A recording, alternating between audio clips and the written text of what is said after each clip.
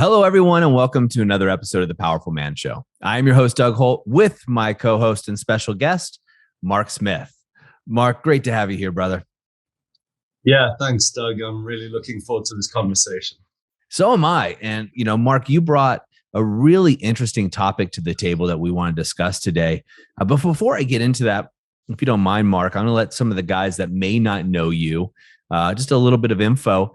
So, guys, Mark is a world-renowned coach. He's been coaching men and business leaders for, I think, decades, if I'm not mistaken here, for a very long time. Age away. But it shows in your experience. And Mark is the lead coach currently for the activation method. And as you guys go through that program, if you progress into one of our one-year mastermind groups, the Brotherhood or the Inner Circle, a lot of guys go to an alpha reset. It's one of our, the events that we're known for having the biggest transformation in men's lives.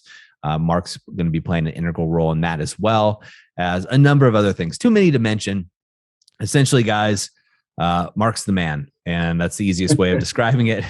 And he's already impacted, hundreds of men through the Powerful Man movement with his coaching and just his way of whole presence. So thank you again, Mark, for being who you are, being what you are to the men in the movement, and being here with us today.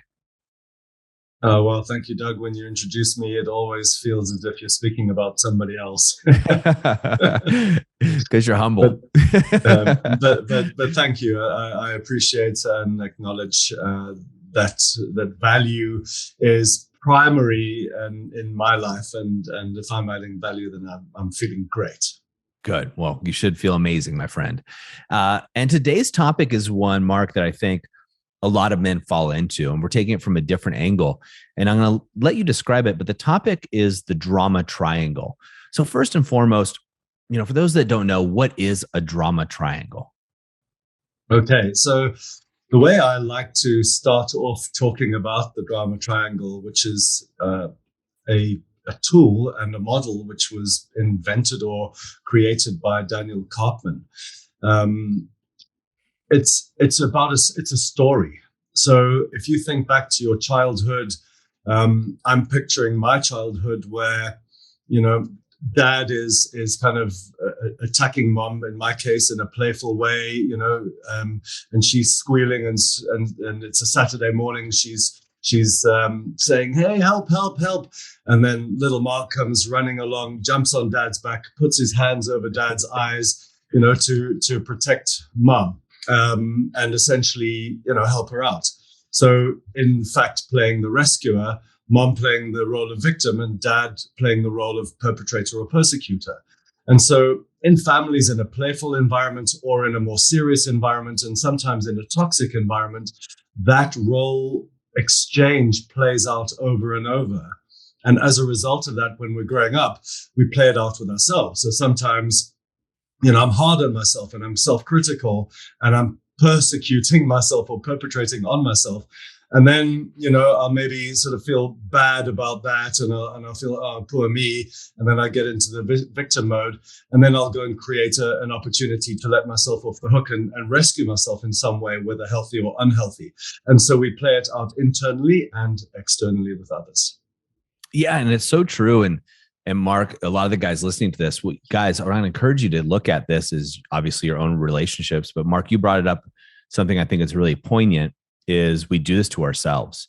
And so often that men will get their significance, right? They'll build a business, burn it down a little bit. The business will start to erode, and then they'll build it back up, right? Or start another auxiliary business. And everybody will say, wow, it's amazing that you did that. And guys will often proclaim, I pull myself up by my own bootstraps. And they're in this triangle in their own little world, filling these odd needs. Yeah, it's interesting in terms of the business context. I've never thought of it in that sense. I've really predominantly seen it playing out in relationships, and yet you're absolutely right. So as a result of this, what should we call it, ebb and flow of energy within us, we obviously manifest that in the external world, be it business or relationships. Yeah, absolutely. Well, you gave a great example, one that with the kids and little Mark, as you described him, and we do that in my house. It's always like help, help, Daddy's Yeah. got me, or mommy's got me. The kids run over and usually tackle me for some reason. But anyway, um, let's describe a couple examples, if you would, Mark, of listeners. These are married businessmen, Yeah. predominantly. We do have some women and some other guys listening to this as well. Where might they see this in their personal relationships? So firstly, through the activation method, I see this playing out over and over and over. And that's really why I wanted to bring this up as a topic, because I can't have this conversation with every man. So I thought, well, heck, let me just ask Doug if he would be willing to share this with all of the listeners. It happens subconsciously. So a lot of men don't realize that they're doing it. And we've done work on the deer and the wolf. So what often happens is men perceive that to be victim perpetrator, right? So the deer is the victim and the wolf is the perpetrator. And then whoever ends up being the rescuer, maybe it's the park ranger, I don't know. But but the thing is that there aren't only those two extremes. So we'll get to that in a minute. But the way it plays out in relationships is that men fall into that deer mode because they've been leaving it all out on the field at work, all their energy, all their expertise, all of their passion, and they get home and then they slot into deer mode. She starts taking the lead. She starts taking charge of things that need to happen. She maybe builds up some resentment and she starts pointing the finger. And instead of him stepping up, he goes into victim. Why is she always picking on me? Does she not appreciate me? Can she not see everything that I'm doing? I'm busting a gut out there. And then she has the audacity to come and pick on me. But instead of challenging her, they get into resentment, passive aggressive behavior, shutdown, stonewalling, maybe explosions, whatever it happens to be. So that's typically where I see it starting. Okay. And I can definitely see this as you're talking about it. I can picture what I'll call Doug 1.0, this playing out in my world, in my marriage early on, and a lot of other guys. So I find myself in this situation, Mark. What do I do?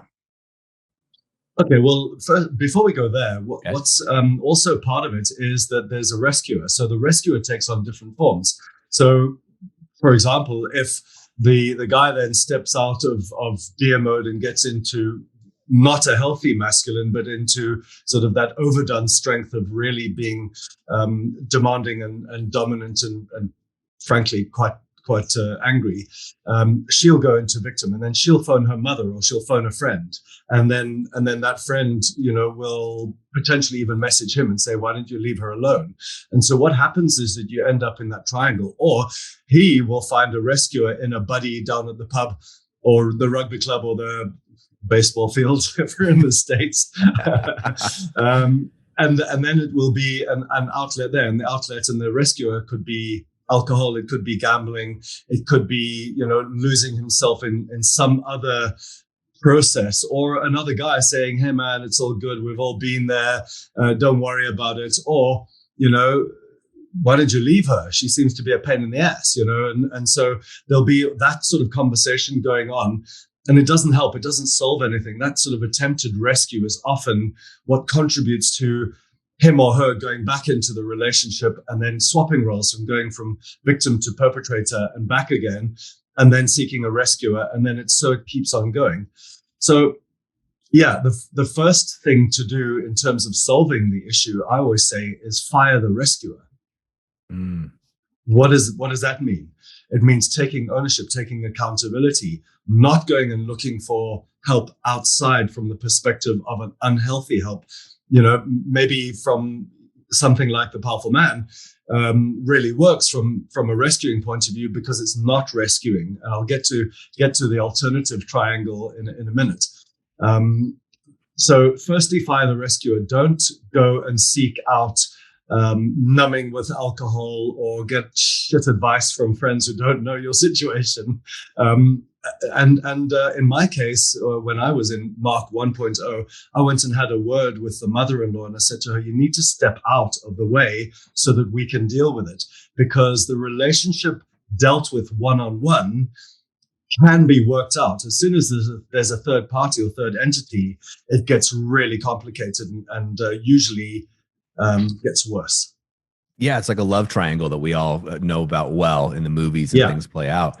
So, Mark, one of right. the things I see happening from time to time is guys go from victim to persecutor, right? Yeah, They get so hurt and angry that they yeah, lash out from poor me to, well, then yeah, you're doing this, and they start persecuting their yeah, partner. yeah. Absolutely. And you're right. It's from a point of pain, isn't it? It's from I've been hurt so much that I've got nothing to lose. And that's where, through the activation method, a whole lot of the processes that we go through assist men to shift and change. And the first part is to take ownership and accountability and say, I caused this, therefore I can do something about it. I can remedy the situation and I can work my way out of it. And often with help. That's a key factor if we haven't got the tools. So let's go to what the alternatives are to the victim, perpetrator, and rescuer. So firstly, the victim, let's say, has a situation whereby the situation has got so bad that there's a red line. It's dangerous, and then the victim goes to a coach, to a counselor, to the powerful man, to somebody, and says, "Help! I need to do something different. I need to look at it from a different perspective." So that's the first step: is step out of your situation, out of the drama, because drama just keeps on having the tumble dryer effect, right? So step out of it and then look to take ownership and responsibility and accountability and become a creator in your own life. So the victim becomes the creator to say, as tough as it is, I always say the only way around a situation or problem is through it. So to take ownership, put it down on a piece of paper, look at the pros and cons. What am I doing? What am I not doing? What behaviors are unhealthy for me and what would be alternative, healthier behaviors? And start taking ownership and start creating a way forward, an action plan to move into a healthier space personally. And that, with the powerful man is get into your morning routines, get into an evening routine, do the breathing, take the cold showers, shift your energy so that it's not about something happening to me. Tim talks about, life working through me. And that's what starts to happen if you start taking ownership and accountability.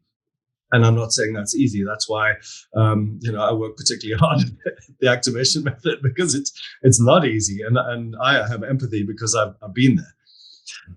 If you're in the rescuer mode and you know that this is something that you're doing potentially between, say, your wife and your child, which also happens, guys will find that, I'm forever trying to buffer between her and my kid, and it's not helping, and I'm interfering, and then I get blamed, and then I go back into victim mode.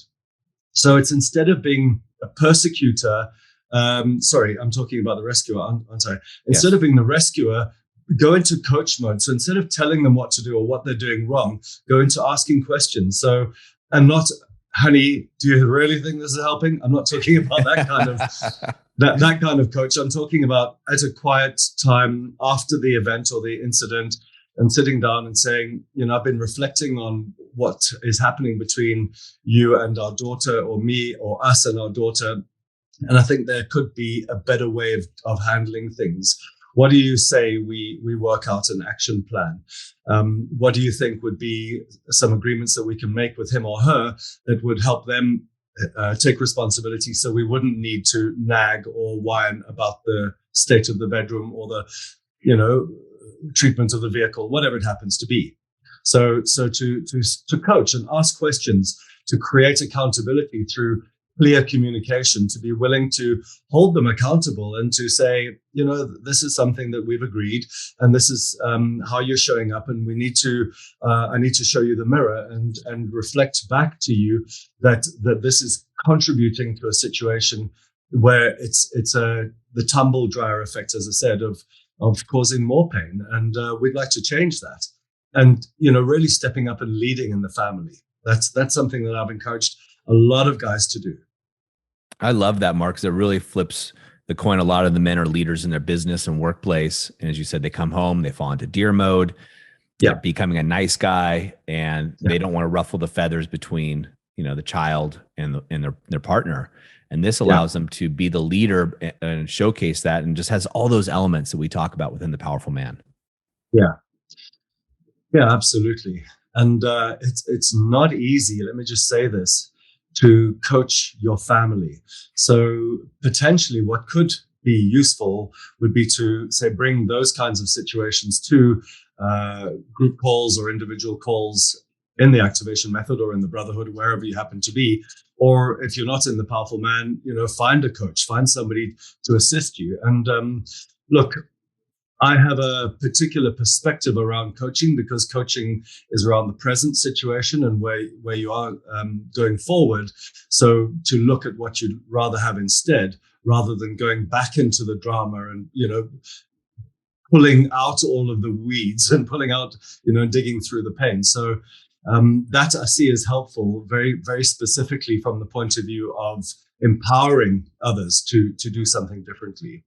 And then from the persecutor place. So we said often the victim jumps into persecutor from a point of pain. So when you have been in a victim state, and you maybe haven't got into the level of being a creator yet, and you find yourself getting into the desire or the energy of being persecutory, if that's a word, to, instead of being a persecutor or a perpetrator, to challenge, to say, this needs to change. This needs to be different.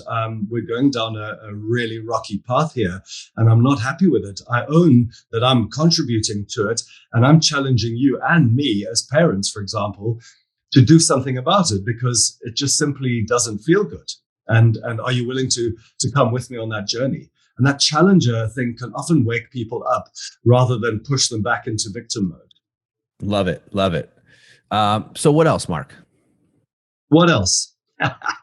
Work at it over and over.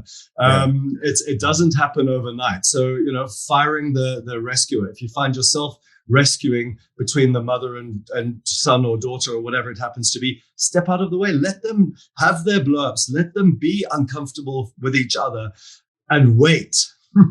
Wait for somebody to come to you and say, well, that was a screw up. Let's do something different. Because once the people who've been in that fractious environment realize what they're doing, then they can have a perspective which will be healthy.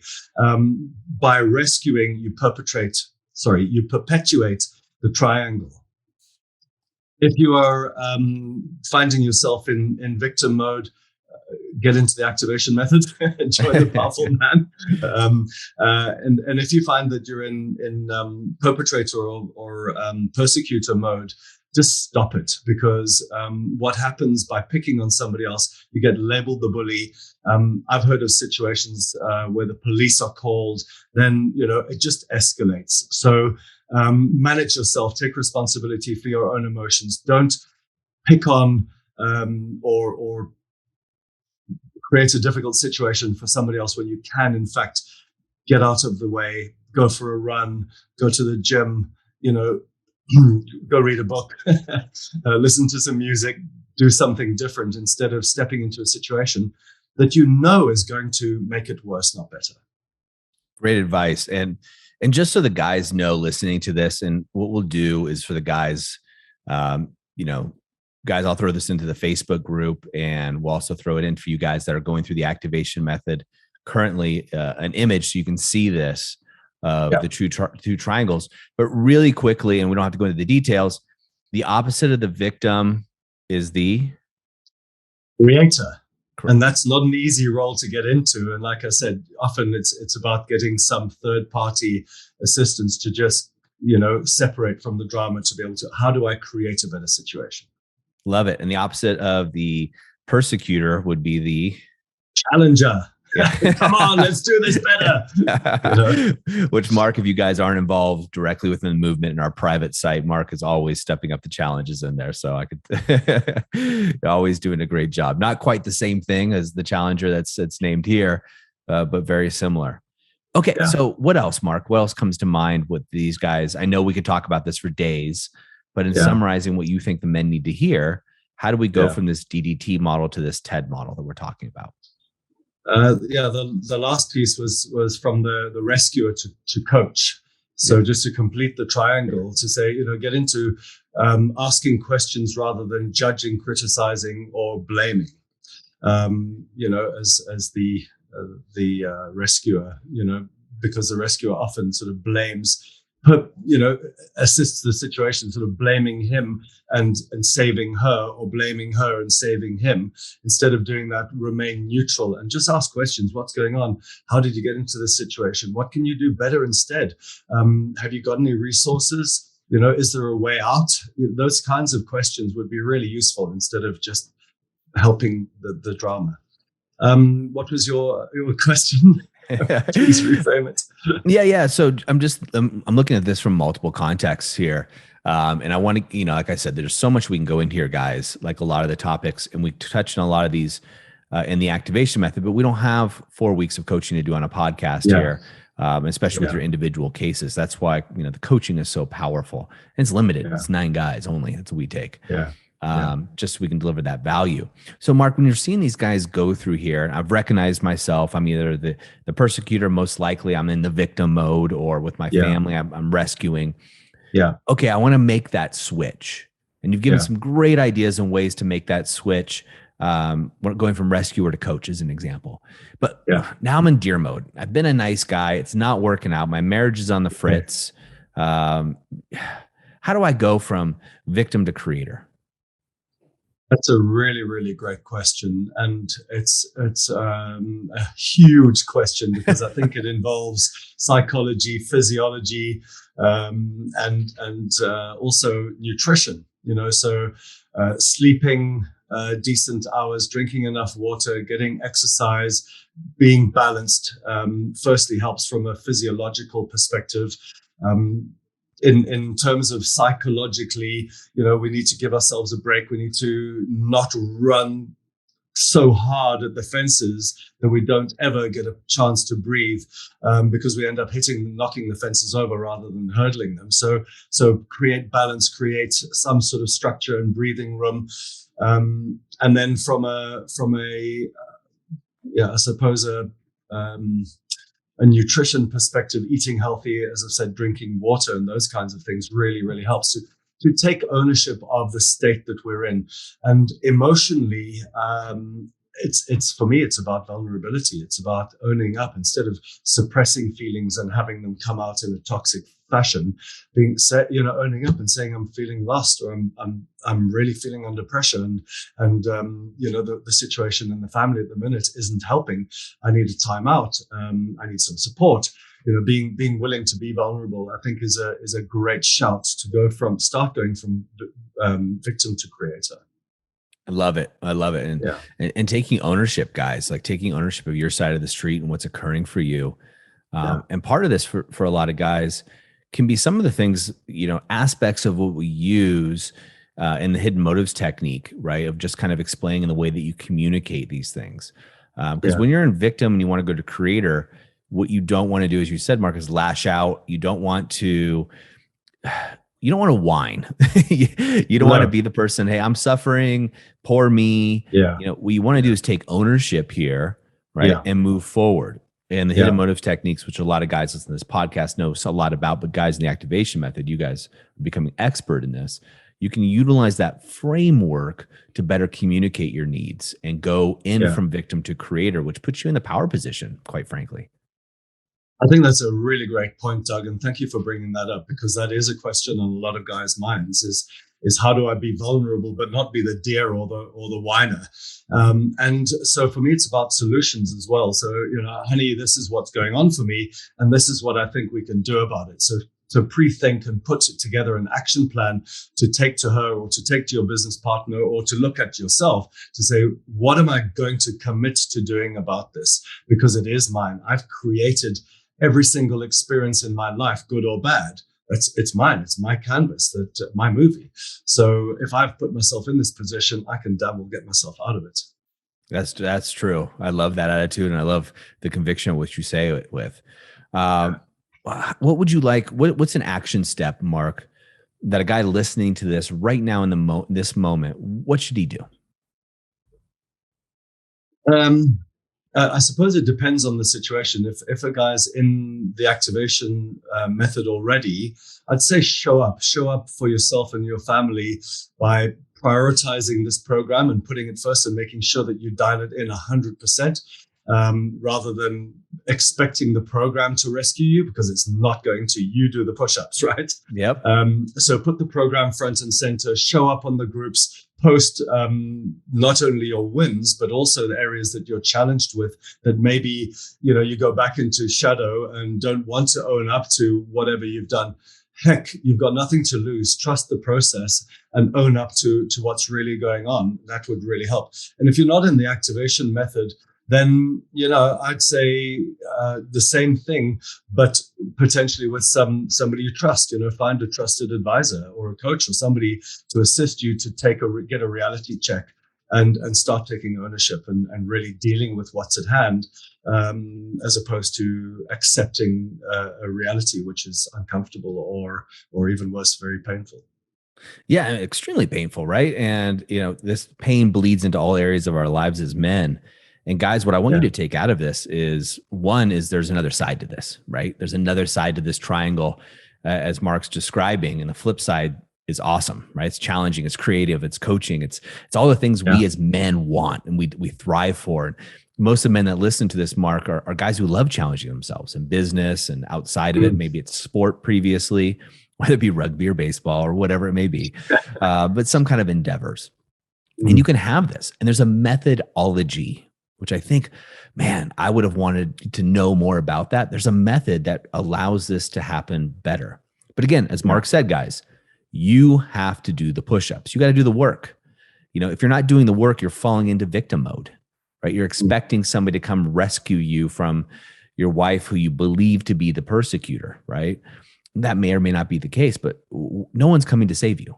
Nobody's coming to save you. And as soon as you realize that, you can move with power in the direction of opportunity, whether it be the activation method, and you can work with a great coach like Mark, or another program, right? We always say that here on the podcast, on the Powerful Man Show. If you don't want to work with us, that's fine, but go somewhere, right? You got one chance at this game we call life, and play big. And you don't need to live in suffering and pain and anguish, and as most men, in quiet desperation. Instead, go to that other side, become the creator of your life, challenge yourself. And enjoy this ride. Yeah, I love that, Doug. And as you were speaking, I could also reflect back on my life, and there have been times when I've had this ceiling, which I seem to not be able to break through, and that was because of my self-limiting beliefs. And Arthur's challenged me, and he probably will until many years into the future, challenge me to think big, and to be willing to take risks. And I think a lot of guys get into the comfort zone, play it safe, don't want to upset the apple cart. And I'm here to tell you, upset the apple cart, take a risk, step into whatever situation you need to step into, lean into your edge, be willing to take it on, because unless you do grab life by the reins, let me put it like that, you're not going to go anywhere. And those ceilings will remain, and they cause frustration and they cause pain. And it's like a slow death. It's just gruesome. And I don't want that for any man, any husband, any brother, any son, or any father. It's really important, as you said, to make the most of life and to create opportunities. Because if you look around you, there are guys doing it, and you look at them and you think, what has he got that I don't have? Nothing. He's got exactly what you've got. He's just taken some chances. He's gone and sought out a program. He's taken some action, and he's created a plan, and he's been willing to do something about it, rather than accept a situation which doesn't have to exist. I love it. Amazing advice, Mark, as always. Gentlemen, if you'd like to step in or step up, we call it stepping to the line at the Powerful Man, and you want to join the activation method and work with someone like Mark, reach out to someone on our team. They're graduates, they're the advisors, and they just point you in the right direction. If it's not a good fit for you, they're going to recommend something else, most likely. But as you can tell, Mark's, one, a great guy, two, a wealth of knowledge and experience. And I'm going to give you a secret about Mark and a secret about myself. We're not perfect. And we probably screwed up a lot to get here. So the only reason I can mention those things is because I've dealt with them, right? Exactly. And we've had to discover these through decades of work and investments of time, and boil these down into mechanisms that work for business owners, married business owners specifically. And we want this to be there for you guys. Mark, as always, thank you so much for being here. It's always a pleasure to have you on the show, and we need to do this more often. Definitely, Doug. I'm right there with you. Just let me know when. Thank you so much. Guys, in the moment of insight, as we always say, take action, and we'll see you next time on The Powerful Man Show.